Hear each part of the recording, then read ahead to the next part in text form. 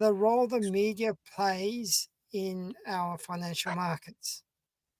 So I know that I read, when I was growing up, the two richest men in Australia were Rupert Murdoch and Kerry Packer. And they both ran media companies. And both of them used to brag that they used to put the government into power. So the question is just how much power do media companies have with regards to influencing us and making us do what they want us to do? I suppose there's a few classic examples of media, and I'm smiling over here because this one might be a bit controversial, but the whole Donald Trump vote 4 years ago, I think there was a lot of media involvement in there. So let's have a look and see what everybody has to say. Who wants to start off this juicy topic? I think I'm going to start with Paul Cummins and then Brendan. Okay, thanks, Paul. Media has a lot of influence. I've got a couple of Facebook groups, and this is an area that I'm interested in, both politics and media.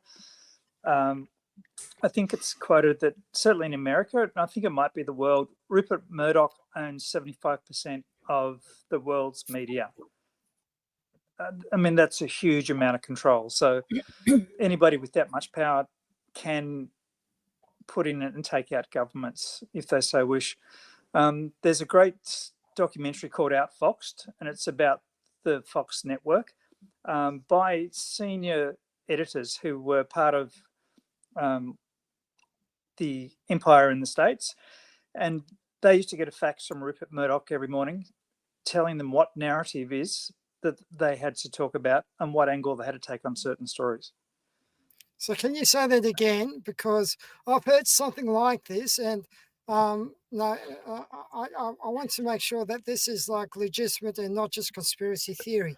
So Rupert Murdoch sent out a fax every morning. Tell us more about that. Yep. So these were senior editors and producers that worked within his network. And they spilled the beans once they'd left, and they said that they used to get this is going back quite a while, be probably emails now, but they used to get a fax from Rupert Murdoch every day to tell them what stories they had to highlight and what angle they had to take on certain stories as well. So whatever his agenda or his narrative was what the station had to broadcast. So with that said, how did you hear this? Were these people you knew personally, or did you just hear it through a friend or something like that? No, there's a documentary called Outfoxed, which actually had these people in it that used to work for him and be senior in these positions. And it was a real eye-opener to me when I saw it. I mean, it's an older documentary now. It was probably 10 plus years ago, but it's still relevant, and I'd still recommend reading it. Okay, thank you. There's a couple Brendan of others. And Adrian. Yeah. Sorry, Paul. That's right. As I said, there's a couple of others in the same vein, and if I think of the names, I'll mention them later as well. But I'll come back to that one later. Thanks.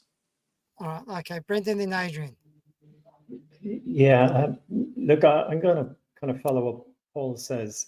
And I think what we're looking at here is, think of the words rumor, gossip, innuendo, alternative media, mainstream media, etc., etc.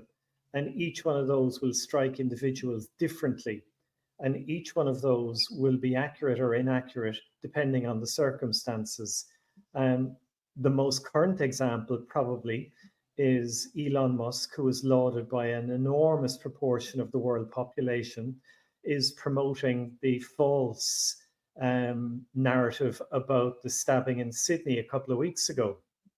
But my point about following on from Paul is that what did Elon Musk do when he became the richest man in the world? In a fit of smoking weed or impetuousness, he decided he was going to buy Twitter because it was almost small change for him. So now he's got an alternative medium. But when does an alternative medium become a mainstream medium? And I'm going to suggest when you put the weight of huge money and resources behind it. So he's pushing his narrative. I'm not saying he's always wrong, but he clearly, to any reasonable person, is completely and utterly wrong when it comes to the Sydney stabbing and what's going on at the moment. Murdoch, from some of the stuff that I've seen in his earlier days, actually was pretty good at bringing stories to the public that deserved attention because they were counter to the establishment narrative at the time. Now he decides, and while I haven't seen that documentary, Paul, my opinion of Fox, I think, is well known on this forum and elsewhere. It's garbage. It's unutterable garbage. It's nothing but garbage. It's false garbage. It's Murdoch's garbage. And it is going way, way back to the Romans. They didn't do media in the same way we do, TV, newspapers, etc. They did bread and circuses, but it was the exact same thing. Feed rubbish to the masses, and it turns into, hey, you know what human beings love more than anything else? More than anything else, we love telling stories. And if you give someone a seed, they'll take that seed and they'll plant it and it will grow. And in some places, it'll grow into a nice, healthy plant that will nourish our imagination and our reality. But in many places, it grows in the shade and it's fed by shit with people who actually want shit to be spread. So again, I'll just finish up by saying, I read some of the major news outlets in the world, which you call mainstream media. And to a large extent, most of what they publish is reliable because it is fact checked. It's not always reliable.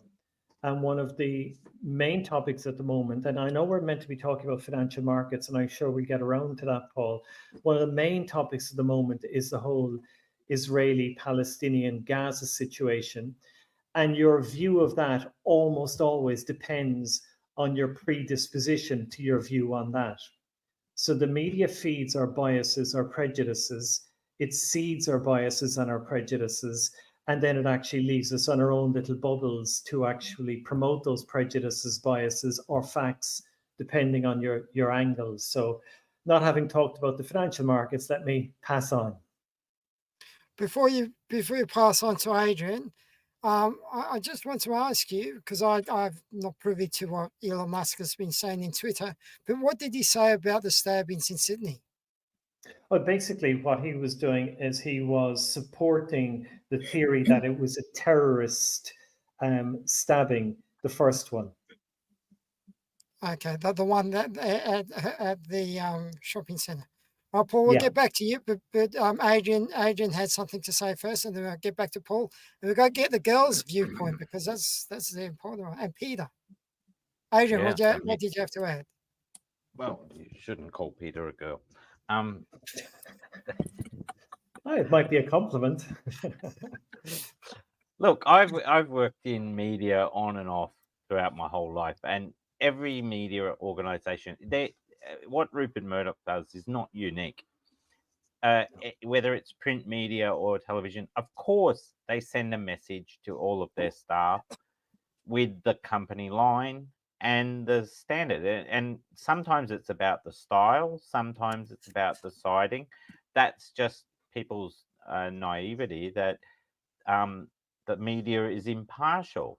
And just literally 2 nights ago, I went to a briefing by this is the other end of the spectrum to Murdoch, a tiny little newspaper here on the Central Coast that has a circulation of 10,000 papers every 2 weeks within a population of 40,000 here on the peninsula, and them talking about the editorial integrity they have to not comment on the facts, but to just report them and let people make the decision by themselves. Now, you will find that there's an old saying we used to say in China, the further away you are from Beijing, the more they bend the rules. The further away you get from the big corporates, the more you find people stay to the truth and have integrity and authenticity. What Brendan says is exactly right. The mass media is bread and circuses like the Romans, like Stalin. Why America was so fast to have 57 channels. But Murdoch was not the first newspaper mogul. They were, their mentors were people like who was the guy in the UK? Maxwell, Robert Maxwell, Ted Turner when he started CNN, and before that, the people that started New York Times and Washington Post, and what's the big newspaper in the UK? The Times in the UK, the Australian here, Sydney Morning Herald. I mean, I'm shocked with the front page of the Sydney Morning Herald online edition, just how much they shove down your throat to buy stuff. Not just the advertising, but the stories and the repetitiveness and the recycling of news that they do. But I use it as a litmus of what I should be researching. And if you really want to get closer to the truth, what you should do is look at news stories, either on newspapers or websites, and read the comments. Read the comments, and you're going to get a lot more insight into how people really feel about certain topics and issues. And some of them, yeah, it's a little bit going down the rabbit hole, but you'll get an angle on it that's a lot more objective, because people have a small space to put their comment, and quite often they are on point. It's interesting you say that, because I did a post with Adrian talking, not Adrian, with Brendan telling us how efficient Australia was compared to the rest of the world, and the only other countries that are similar are the Scandinavian countries. It got 80,000 views, and the amount of comments were like, what a load of crap, you know, what's this guy on, things like that. So there was some saying, yeah, it's good, but it's interesting that you said that. So you should there's too many comments to actually read now. There's over 700 comments with regards to that. I know Paul had something quickly to say about that, and then we'll get on to Alison and Margaret and Peter. Yeah, I was just following on from what Brendan had said. The other thing is that around actually, I'm not sure whether it was the original stabbing or the second one at the church, the Australian government put out a worldwide order against Twitter, or X as it's now called, to take down some posts. And Elon Musk actually came back and said, we'll fight you in court. We're not taking it down because you're stifling free speech. So from that perspective, I actually like the fact that he did it. I'm not sure totally what the post was about, but the fact that he's standing up against a government and saying, you know, you can't try and change history just because you don't like it, that it should remain. Apologies, Paul. One of the things that the Australian government, and you know, I'm neutral in favor of facts. Sure. Rumor and innuendo, as promoted by Musk and company, etc., promote division, and they usually do, and that's the aim, for clicks and for division. So one of the things that was on X and a number of other media was naming the wrong person. Right. Yep. So people should be protected, should have a right to be protected, and should have recourse when their life is turned upside down. And, you know, I haven't seen the comments on the one that you're referring to, Paul, when we had that chat a few weeks ago.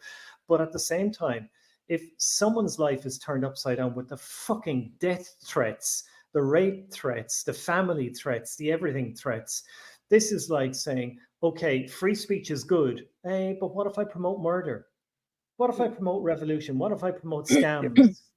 You know, all of life is a balance. And True. a lot of the commentary now is that, oh, we have to have free speech. But free speech does not come without responsibility to our fellow persons everywhere. And that's where Murdoch and Musk and many, many others, both mainstream and alternatives, they have gone so far because the purpose is not to inform. And I take Adrian's point about it's good to have editorial integrity, but I'm also going to make a supposition here, Adrian. The reason you said that is because it's so vanishingly rare. It's So rare sorry, I'll in shut the up. it's I'll shut rare up. in the big ones, and I think anyone who trusts big media, you've got to have one eye open, one closed. With the big media, the small, we're not the only people fed up with them. There is a mass of people around the world supporting and promoting accurate accurate facts and reporting in the news, and that's Yeah. why people are publishing online. They're publishing small rags in communities, whether it's newspapers, magazines. They're talking about pamphleting more in universities now, which a lot of people are not familiar with the concept of pamphleting and monologues and things like that. So, or monograms. So, that it's not over because people know damn well they can't trust that media. So they look for alternative sources. And believe it or not, they do find those alternative sources. That's why people can't fly to Australia if they've got a certain viewpoint, because they represent the other end of the spectrum. They're not reporting what the government even wants. So I think that that's what a lot of the comments were saying on their post about Brendan. People are fed up with the junk that they are receiving through the media, and they are looking for alternative sources and alternative views. And I think essentially they're just looking for truth, So Alison, Joe Rogan, Andrew Tate. Exactly. That's the ones I'm referring to. There's the government having a line. They don't want those people to speak to Australians, so they stop them from landing. and That isn't. they wouldn't let in Donald Trump's son. He wasn't allowed to come to Australia, and he was a ex-president of America, and he could potentially be the next president again. No, so no, where do we draw the line, Alison? Oh my goodness, this is such a juicy topic. I love it. So many things to say.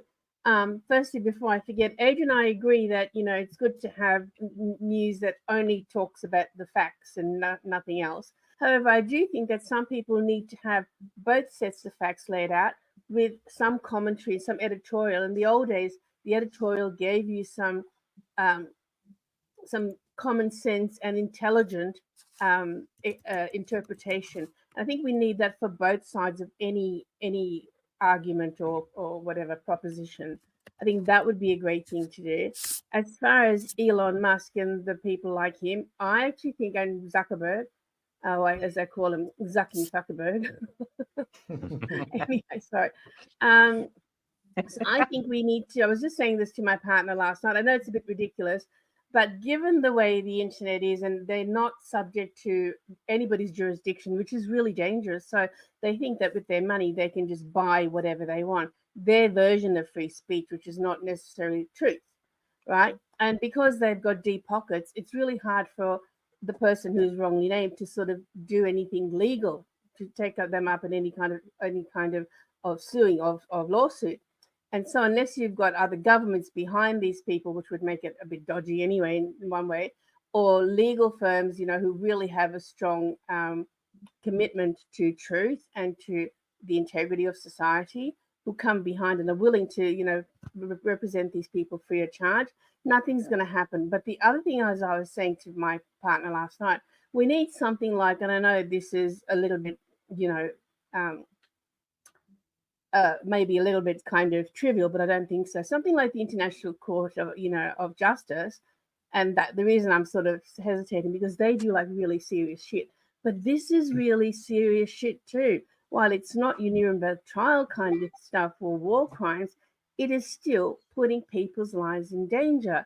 It is still inciting riots, and if you look at the 6th of January, all that sort of stuff. So someone needs to hold these people to account, and therefore, if there is an extradition, treaty with whatever country, then that will come into being. Or maybe they'll have to do a Julian Assange and go somewhere, underground. But they will have their freedoms curtailed. So I think there needs to be some kind of way by which we have, a means by which to hold these people to account. Because otherwise, apart from being tyrants, they're bloody terrorists in my book. we need to have something in place to stop it. That's my view of the world. Look, I think that it's great saying we need to have the truth.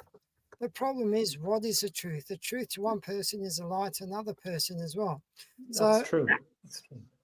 So Margaret, what's your take on all of this? Oh, this is all a lot, isn't it?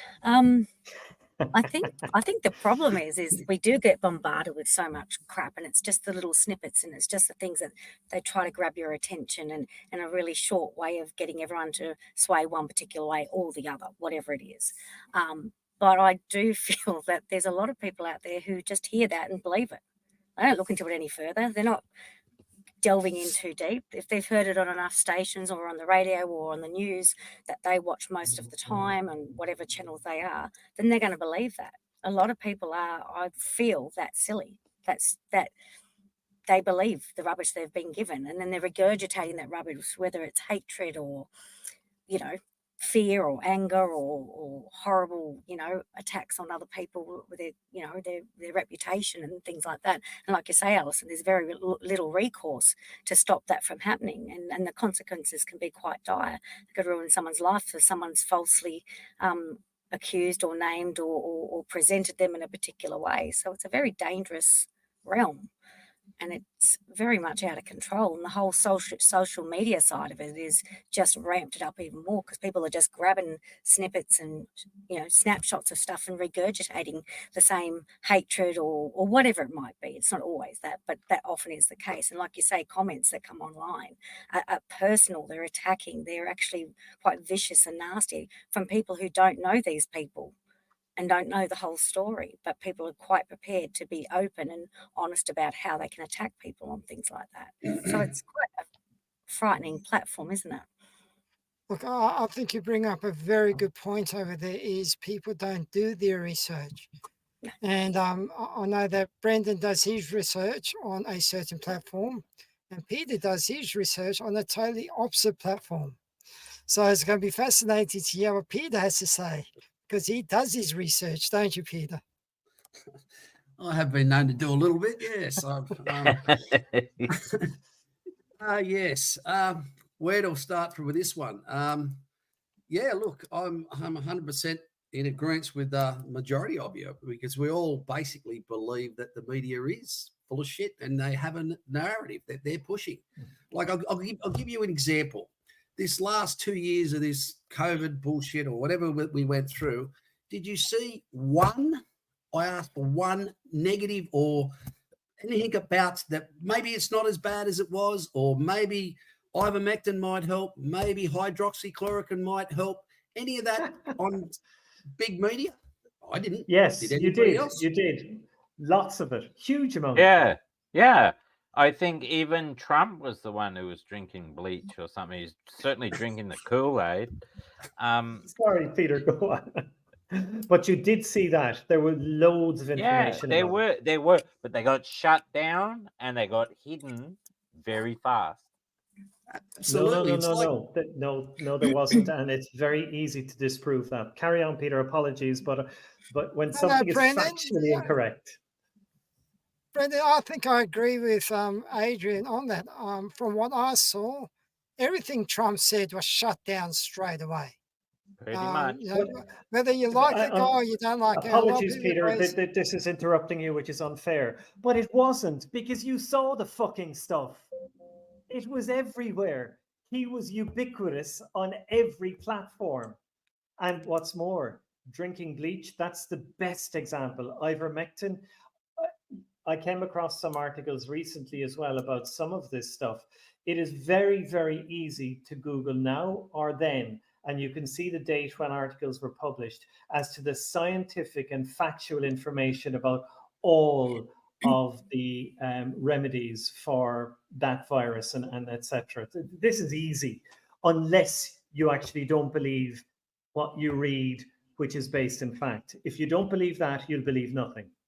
But Brendan, you say it's based in fact. It's based in fact on what? Studies? Sorry, Peter, I know, I really apologize for this, but I am going to respond to that. Usually the simplest way to address any fucking conspiracy theory. And let's use the ivermectin and the hydrochloric boxing Name. shite. What none of us are biochemists or really experienced, knowledgeable, laboratory-based professionals. So what you have to tend to do is decide where the preponderance of the evidence lies and how that evidence is supported. And if you want to see like ivermectin, which is very useful for worms in horses and similar type animals, if you want to see the articles about that, what you'd find is 99% of qualified professionals will tell you exactly how useful it is for COVID and a human-based virus, which is not. And you'll find 1% who will actually say, this is brilliant.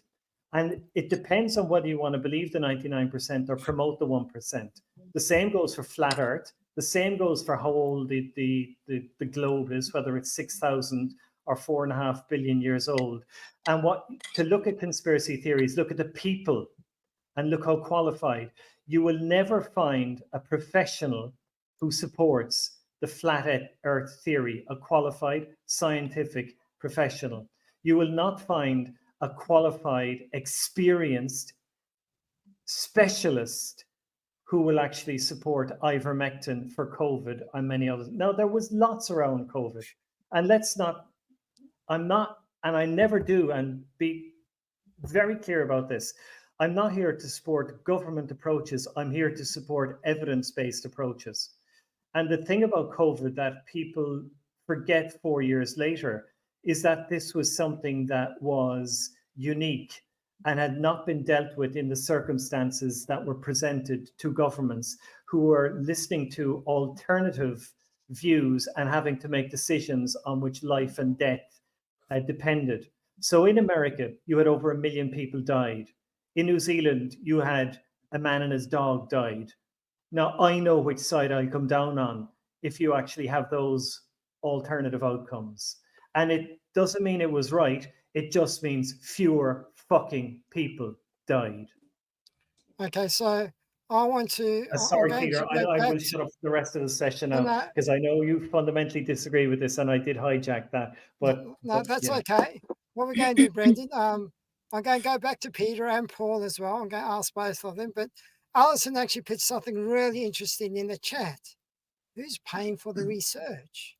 Right, so normally the person that pays for the research gets the results that they want.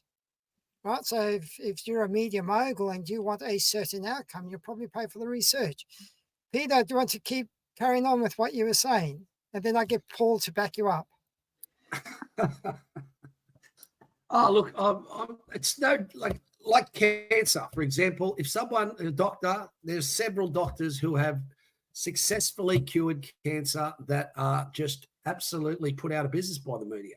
They are rogue doctors, renegades, even though they have thousands of people that would sign testaments that they're cured by cancer. They shut down Barbara O'Neill.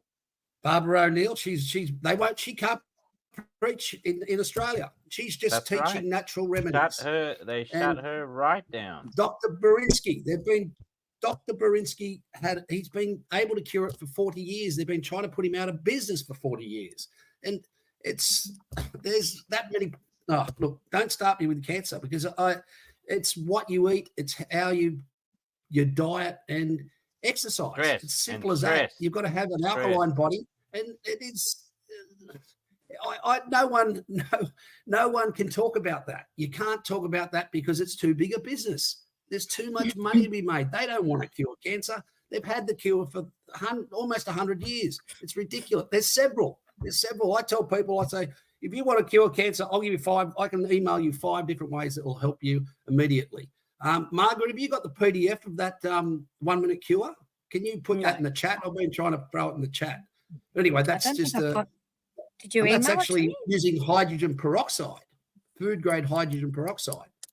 Because as we know, our body's made up of 90% water, and hydrogen is a big part of water. And if you have the right balance in there, your body your body has everything in it to fight. Hydrogen Oh, peroxide. Brendan's is a almost chemical fallen off his compound. chair. What's going on? I know. Come on, Yeah, come back. yeah. No. Being factual here, hydrogen peroxide is a chemical compound. The fact that there's hydrogen in it the hydrogen is not extractable from hydrogen peroxide. It's not a mixture, it's a compound. Let's get the chemistry right. Well, one Send me thing I your want to email. I'll ask send you, you this Brendan, document. Have a read of it. Brendan, like you and I grew up through the age where perhaps our parents smoked cigarettes, and back then the governments must have known that the cigarettes were bad and were going to cause cancer and all that. And yes, okay, after enough people got sick, but they would have known well beforehand, and they didn't alert us to that until it was later on. Are we talking about tobacco now, or are we talking about fossil fuel companies?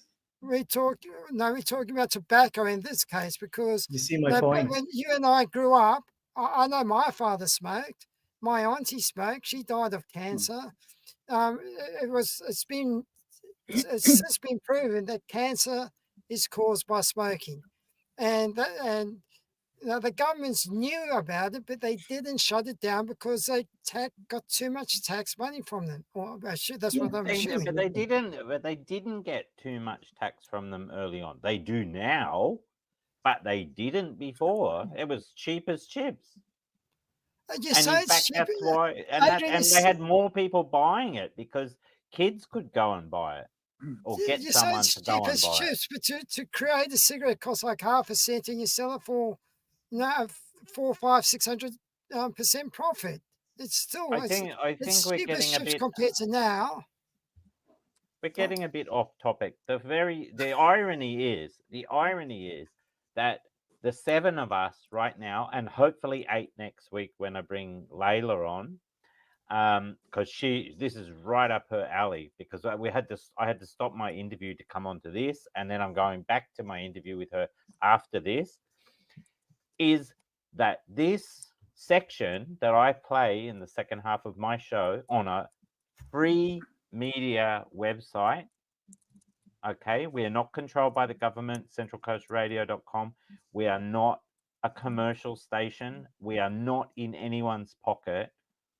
Is one of the most listened to hours on our station twice a week, because we have Americans that hear. No, I'm saying, well, what we're doing is very good. Well, I'm saying what you're doing is great, but if Rupert Murdoch went up to Angela and said, yes, $10 million to play our propaganda, she'll probably take it. Oh, no, it's just the advertising. That's what the advertising dollar does, You also have it on your YouTube channel, so they could Murdoch could go to you directly as well. You are the source. Hey, but Murdoch what I'm saying offers me $10 million, I'll tell them whatever, We have. And therein lies the secret of life. Thank you, Brandon. So I want to get Paul's perspective, and I want to go back to the girls as well, because I've been a little bit quiet. I interrupted Peter, and I apologize again. So Paul, what did you have to add about the what Peter was saying? I think what this actually does highlight is that we've got 7 people here who are really intelligent, really well informed, and it just highlights. I mean, to me, and I've been saying it for a long time, I actually don't know what is the truth out there anymore. I have no idea. Yeah, that's the biggest thing. So I make my own decisions because I think I've had to. And I know people got different opinions around COVID, Brendan, but I mean, I chose not to be vaccinated for lots of reasons, but it was a personal risk. I know how my body reacts to, and I don't want to get deeply into it, but I know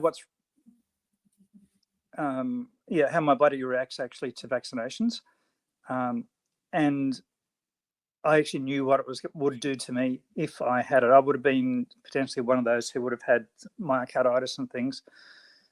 I actually sacrificed my work to not take it, so I was terminated because I wasn't vaccinated.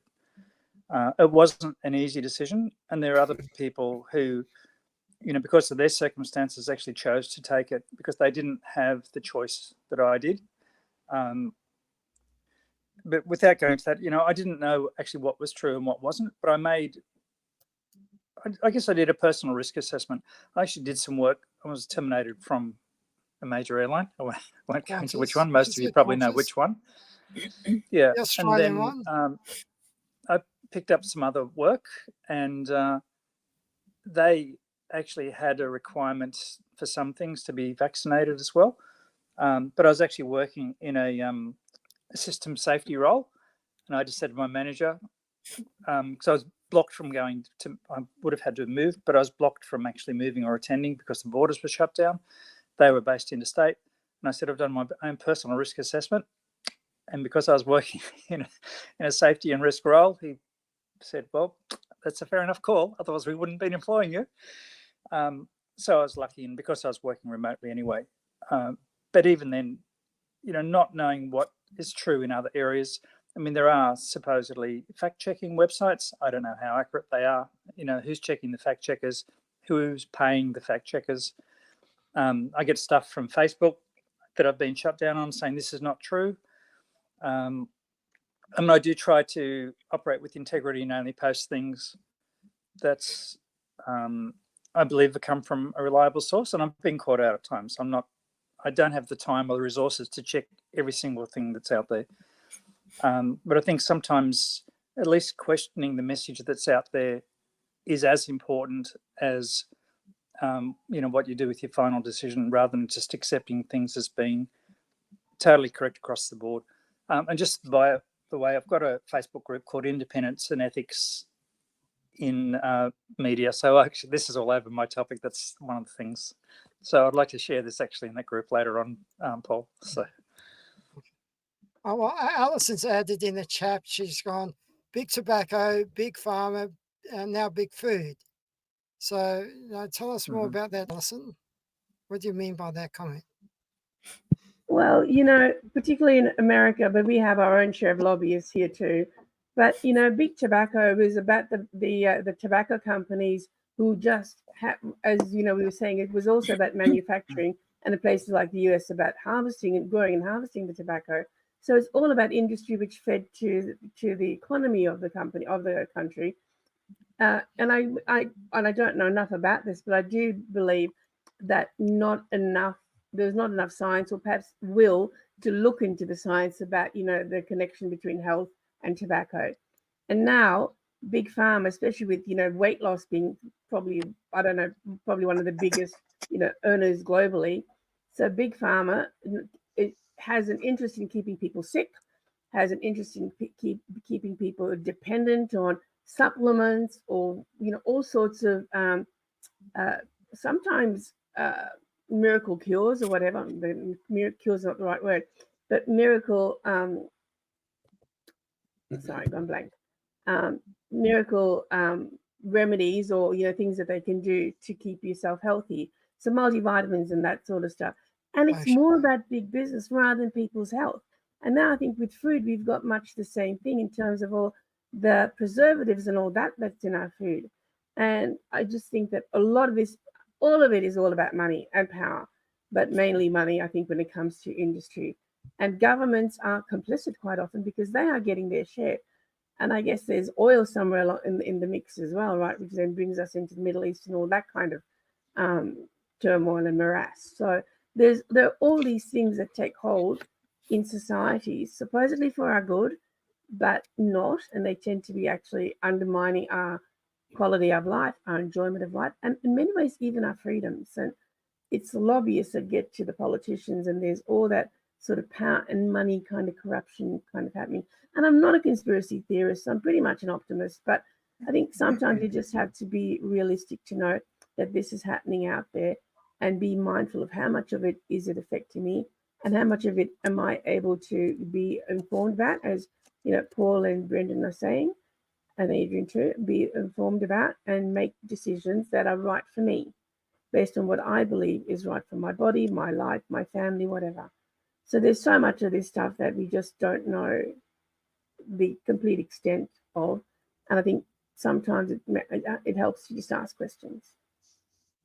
Yeah, I think you're right over there. I think the big problem we all have is we've been told this, we've been told that, and then we've been told how important it is to our lives. So we have to make a decision, and we don't have the time to do the research. So we've got to decide who we're going to trust. And I think the big problem is that we're not trusting anyone. Peter doesn't trust the main media. Brendan doesn't trust the social media. No, Paul doesn't trust. no. You misinterpret, Paul, and I'm going to correct this again. It's the problem is not that I or Peter or anybody chooses to trust or not trust. The problem is that we are so deluged with alternative sources that we will choose to believe what we are predisposed to believe. All it's doing is reinforcing biases, whichever way you happen to be. So I'll change my mind on certain things, realizing that I was wrong. I'll change my mind on certain things and believe I was right. That probably applies to every other human being. And the fact that you've got so many sources of information now statistically means we're more likely to get it wrong than right, including me. Yeah, I think that's kind of backing up. I think Margaret put her hand up. Did you want to add something to that, Margaret? No, not to that particularly. No, Oh. it was just more along the lines of what Alison was saying with the, having the choice and making, educated decisions. But it's hard to make that, along what Brendan's saying, when there's so much probably misinformation or you're bombarded with so many varied views at times. It's actually very hard to decipher what's accurate and what's not. And like I say, you don't always have the time to do the groundwork. I made a decision during COVID. I got vaccinated. If I didn't, I couldn't visit my mum in a nursing home. I'd lost my dad 3 months earlier. I wouldn't have seen my mum because she died less than 12 months later. So that would have been it, So what choice Let did me I ask have? you this, I felt I Margaret. had no choice. Yeah. Sorry? If you had that choice, would you have got vaccinated? I would have considered not doing it. I'm on medication. Actually, the one Trump tried to advertise, which is Plaquenil. I'm on medication which suppresses my immune system. So ideally, I don't like to take things that I don't need to take. And I was recommended because of that to have more boosters than anybody else. So, my doctor was pushing for that, but I had the minimum so I could see my mum and the minimum so I could go to work because I had to go to work. I had no choice. But I don't feel like I was in a position where I had a choice at the end of the day. It was choose visiting my mother who was dying or, not see her again.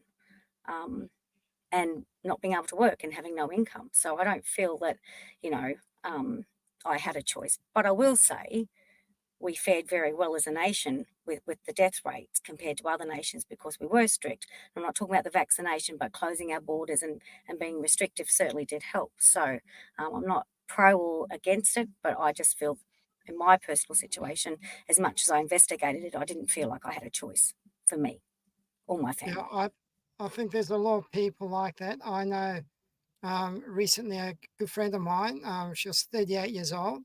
She wanted to go to America, so she had to have the jab. And I was caught up with her a year after she'd been to America, and she hadn't felt great ever since having the jab.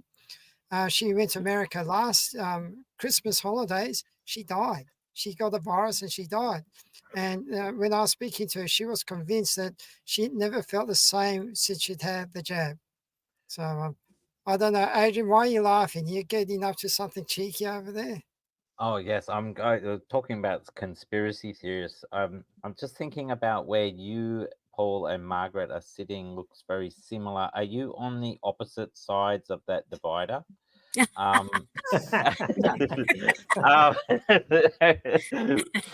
and are you going to have a rendezvous after this call?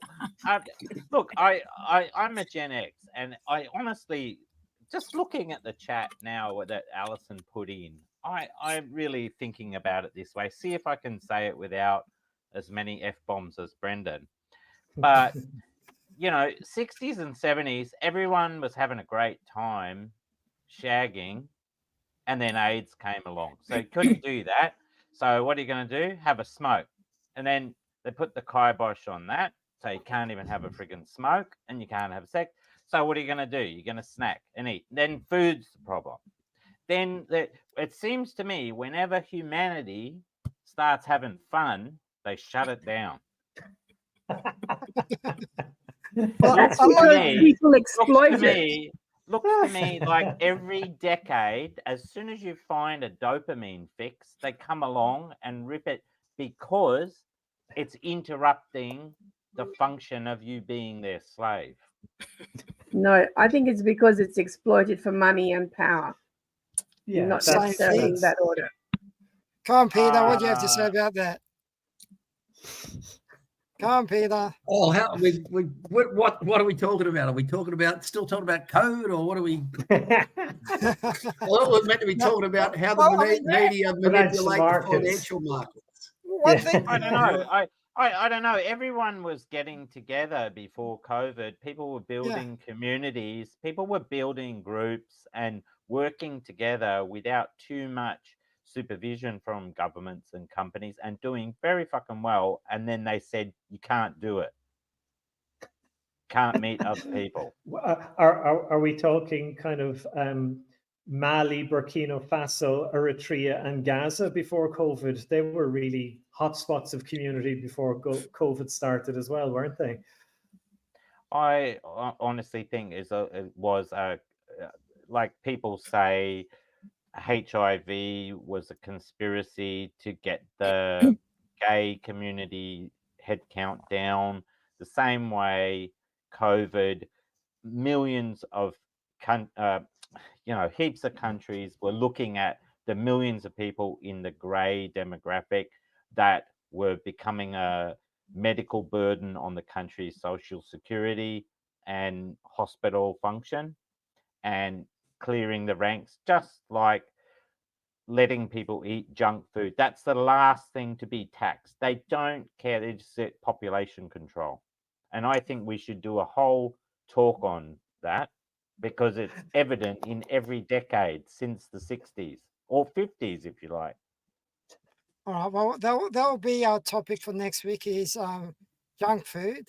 But Peter, what's your view on this AIDS? Was that something that was created to shut people down from having sexual fun? Or was it Well, done to Fauci had a hand in it. That's all I'll say. tell us Fauci more? had Come a on, you hand can't in- just say Fauci. Fauci had Tell a us hand more. in AIDS. Who is that? Who is that had a hand in it? And where is their hand right now? It's not here. Yeah, exactly. I hope he was wearing rubber gloves at the time. Yes.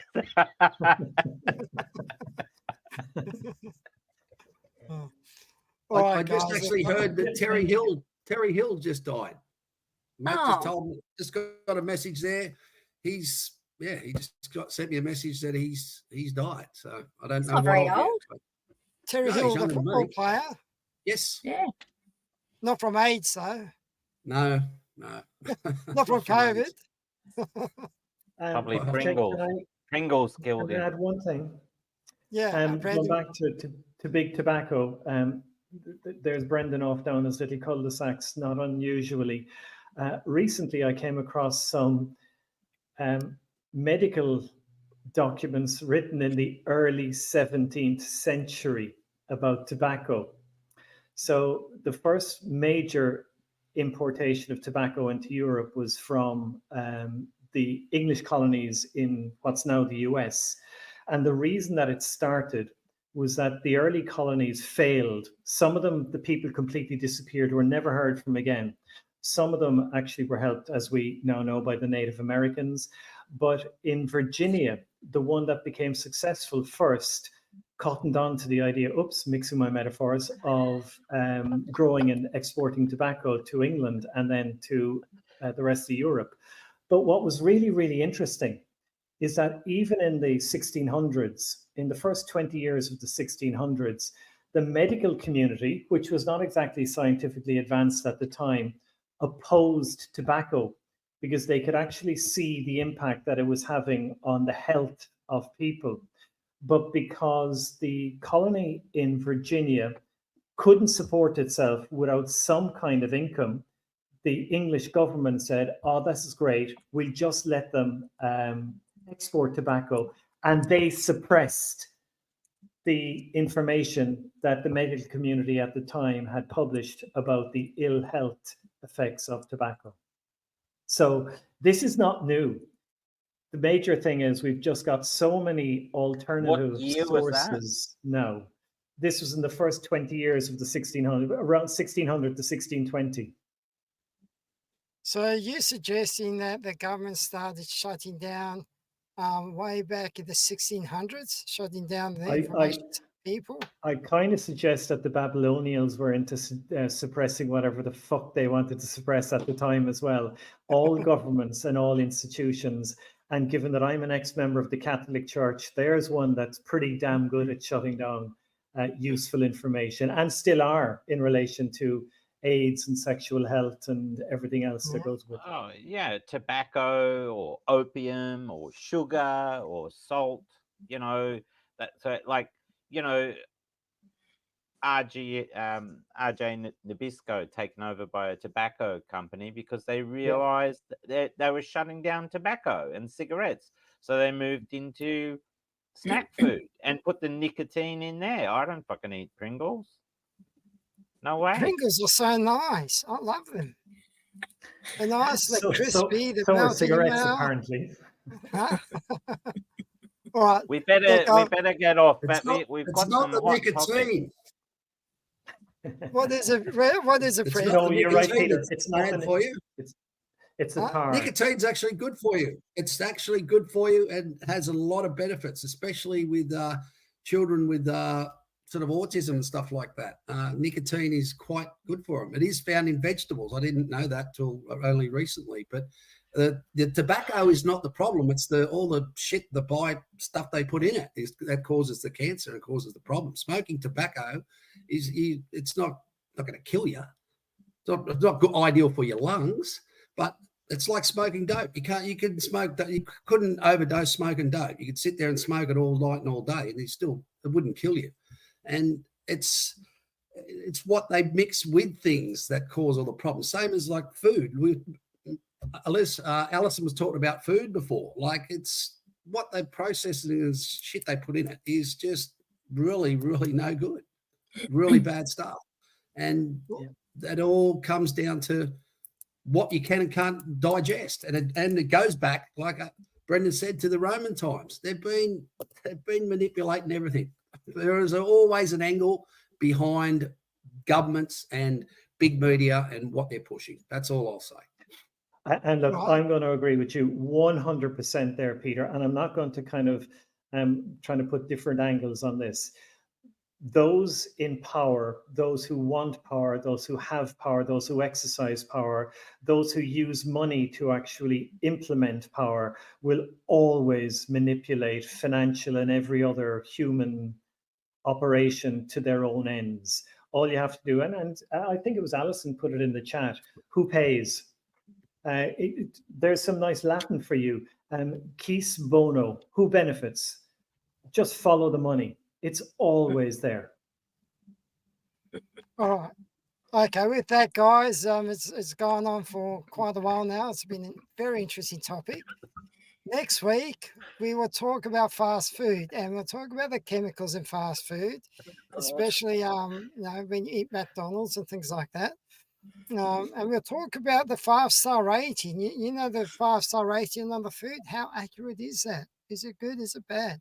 So maybe you guys want to do a bit of research to come with that for next week. But it's been a fascinating chat. Thanks for all of your input today.